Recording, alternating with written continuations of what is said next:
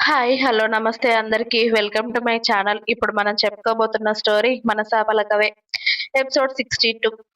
సాహిత్య, నువ్విక్కడికి వచ్చి అడ్డమైన వాళ్ళతో మమ్మల్ని ఇలా మాటలు అనిపించాలి అని చూస్తున్నావా? పైగా వీడిని ప్రేమిస్తున్నాను అని చెప్పి ఇక్కడికి వచ్చావు కదా! ముందిక్కడి నుండి నడు. నువ్వు ఇప్పటి వరకు చేసింది చాలు. నువ్వు మాట్లాడింది విన్నాము, చేసింది చూసాం కానీ, ఇక నుండి మేమేం చెప్తే అది చెయ్యాలి. అంతేకానీ ఇక నుండి నీ ఇష్టాలు ఏవీ నడవవు. 2 నెలలు నిన్ను స్వేచ్ఛగా వదిలేసినందుకే ఎక్కడి వరకు తీసుకొచ్చావో చూసావు కదా! ఈరోజు మా పరువు నడి రోడ్డు మీద నిలబెట్టావు. ఇలా ఎవరెవరితో మాటలు పడిస్తున్నావు. చాలు ఇక నువ్వు చేసింది మేము చూస్తూ ఉన్నాం కదా అని సారథి గారు సాహిత్య చేయి పట్టుకొని లాగగానే నేనెక్కడికి రాను నాన్న. నాకు సిద్ధూ కావాలి అంతే. నేను సిద్ధూనే పెళ్లి చేసుకుంటాను అంతే. మీరెవరిని చూపించినా నేను పెళ్లి చేసుకోను చెప్తున్నాను కదా! మీరు నన్ను బలవంత పెడితే నేనిక్కడే చచ్చిపోతాను. నేను రాను. నన్ను సిద్ధూ దగ్గరే వదిలేయండి. వాడి కాళ్ళు గడ్డం పట్టుకొని నేను బతిమిలాడి వాడిని నేను ఒప్పించుకుంటాను. కానీ నేను మీతో రాను. నేను హైదరాబాద్‌కి వచ్చాను అంటే మీరు నన్ను ఇంట్లో నుండి బయటకి కూడా వెళ్ళనివ్వరు. నన్ను మళ్ళీ ఆ జైల్లో పడేస్తారు. నేను సిద్ధూని విడిచిపెట్టి ఉండలేను. నాకు వాడు కావాలి. నేను వాడితోనే ఉంటాను. ప్లీజ్ నాన్న. నన్ను తీసుకెళ్ళకండి. కావాలంటే మీ కూతురు చచ్చిపోయింది అనుకొని ఇక్కడి నుండి వెళ్ళండి. అంతేకాని నేనిక్కడి నుండి వచ్చే ప్రసక్తే లేదు. వెళ్ళండి ప్లీజ్ మీకు దండం పెడతాను. నాకు సిద్ధూ కావాలి. నేను సిద్ధూ లేకుండా ఉండలేను అని చెప్తున్నాను కదా! కూతురు ప్రేమంటే మీకిష్టం లేదా? కూతురంటే ఇష్టం లేదు. కనీసం కూతురు తనకి నచ్చిన వాడితో ఉండాలి అనుకుంటుందని నా మానాన నన్ను వదిలేయండి. జీవితంలో మీ మొహాలు కూడా చూడను. ప్లీజ్ కూతురు చచ్చిపోయిందనుకొని నన్ను వదిలేయండి నాన్న. నాకు సిద్ధూ కావాలి అని సాహిత్య ఏడుస్తూ ఉంటే, సాహిత్య ఇలాంటి మాటలు మాట్లాడడానికి బానే ఉంటాయి.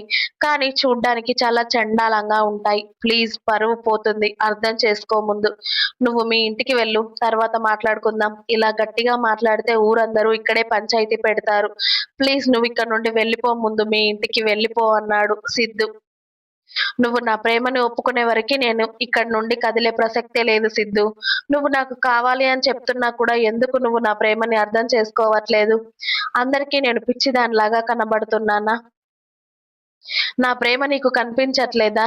నేను నిన్ను ప్రేమిస్తున్నాను అంటే నువ్వు నమ్మట్లేదు. నాకు నువ్వు కావాలి అంటే అవసరం లేదు. నన్ను నీకిచ్చి పెళ్లి చేయమంటున్నారు.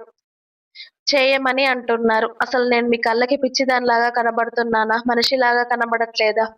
ఎందుకు నాకు ఏ విలువ ఇవ్వట్లేదు మీరు? ఎందుకు సిద్ధూ మీ అందరికి నేనెలా కనిపిస్తున్నాను? ముఖ్యంగా నీకు. నా ప్రేమను నువ్వు ఎందుకు అర్థం చేసుకోవట్లేదు? నేను వెళ్ళను. నేనిక్కడే ఉంటాను. మీరేం చేసుకుంటారో చేసుకోండి అని సాహిత్య అంది. అమ్మా సాహిత్య! ఏంటి తల్లి ఇది? నువ్వేం చేస్తున్నావో నీకైనా అర్థమవుతుందా? సిద్ధూని ప్రేమించడం ఏంటి తల్లి నువ్వు? సిద్ధూని ప్రేమిస్తే మాకెందుకు చెప్పట్లేదు? పైగా సిద్ధూ నిన్ను ప్రేమించట్లేదు అని చెప్తున్నాడు కదా! ఎందుకింతలా బాధపడుతున్నావు? ఎందుకు ఇలాంటి పిచ్చి పనులు చేస్తున్నావు నువ్వు? ముందు ఇంటికి పద. మేము కూడా వస్తాము అని అన్నారు జానకమ్మ గారు. అందరూ కలిసి నన్ను పిచ్చిదాన్ని చేయాలని చూస్తున్నారు. నాకంటూ ఇష్టాలు లేకుండా చేస్తున్నారు. నేనంటూ అసలు ఒకదాన్నే ఉన్నానని మీరెవరూ గుర్తించట్లేదు. నన్ను ఒక ఆట బొమ్మలాగా చేస్తున్నారు. నన్ను వాడికి అమ్మేసి మీకు అవసరమైన పనులు వాడితో చేయించుకోవడానికి కదా నన్ను వాడికిచ్చి పెళ్లి చేస్తున్నారు. అంటే నన్ను వాడికి అమ్ముతున్నారా? అసలేం చేస్తున్నారు నాన్న నన్ను? పెళ్లి అనైతే నేను అనుకోవట్లేదు. నాకు ఈ పెళ్లి కూడా ఇష్టం లేదు. నన్ను వదిలేయండి ప్లీజ్ మీకు దండం పెడతాను. నాకు సిద్ధూ కావాలి అని సాహిత్య ఏడుస్తూ ఉంటే, ముందు ఆ సిద్ధు జపం మానేసి ఇంటికి వెళ్దాం పద అని సారథి గారు సాహిత్యాన్ని పట్టుకొని లాక్కెళ్తూ ఉంటే, సిద్ధూ నువ్వు నాకు కావాలి ప్లీజ్. నేను మళ్ళీ అక్కడికి వెళ్తే నిన్ను చూడలేను. ప్లీజ్ సిద్ధూ. నేను నీ దగ్గరే ఉంటాను. నేను వెళ్ళను సిద్ధూ అని సాహిత్య ఏడుస్తూ ఉంటే, సిద్ధు ఏమీ చేయలేక అలాగే చూస్తూ ఉండిపోతాడు. అశోక్, కేశవ్ కూడా సిద్ధుని అలాగే చూస్తూ ఉండిపోతారు. సిద్ధు ఏమైనా మాట్లాడతాడా అని. కానీ సిద్ధు ఏం మాట్లాడకపోవడంతో చెల్లిని తీసుకొని వాళ్ళు కూడా హైదరాబాద్‌కి స్టార్ట్ అయ్యారు కార్‌లో. సాహిత్య ఏడుస్తూ ఉంటే అన్నయ్యలు, తండ్రి గాని ఏం మాట్లాడరు. ఆమె పాటికి ఆమె ఏడుస్తూ, ఏడుస్తూ సొమ్మసిల్లి అలాగే నిద్రపోతుంది. నాన్న సిద్ధు ఏంట్రా ఇది? అసలు సాహిత్య నిన్ను ప్రేమించడం ఏంట్రా? ఏం జరిగింది? అని అడిగారు రఘుపతి గారు సిద్ధు దగ్గరికి వచ్చి. ఏం చెప్పమంటావు తాతయ్య, నీ మనవరాలికి పిచ్చెక్కింది. అందుకే నన్ను ప్రేమిస్తున్నాను అని నా వెంటపడి ఇదిగో ఇక్కడి వరకు తీసుకొచ్చింది అని సాహిత్య అతడిని ప్రేమిస్తున్నాను అని చెప్పడం. సిద్ధు, మీ ఫ్యామిలీకి మా ఫ్యామిలీకి సెట్ అవ్వదు, నీకు నాకు సెట్ అవ్వదు, మీ నాన్న ఒప్పుకోడు అని తమ మధ్య జరిగిన విషయాలు అన్నీ చెప్పాడు జానకమ్మ రఘుపతి గారికి. నిజంగా నీకు సాహిత్య అంటే ఇష్టం లేదా కన్నా? ఆ పిచ్చిది చూసావా నిన్నెలా ప్రేమిస్తుందో? నీకోసం ఊరి కాని ఊరుకు వచ్చేసింది ఒక్కతే. ఇప్పటి వరకు ఇంటి బయట కాలు పెట్టని అమ్మాయి నీకోసమే ఎంత ధైర్యం చేసిందో చూసావా? దానికి నువ్వంటే నిజంగానే ప్రాణం ఉన్నట్టుందిరా. నీకు నిజంగా సాహిత్య అంటే ఎందుకు ఇష్టం లేదు సిద్ధు అని అడిగారు జానకమ్మ గారు.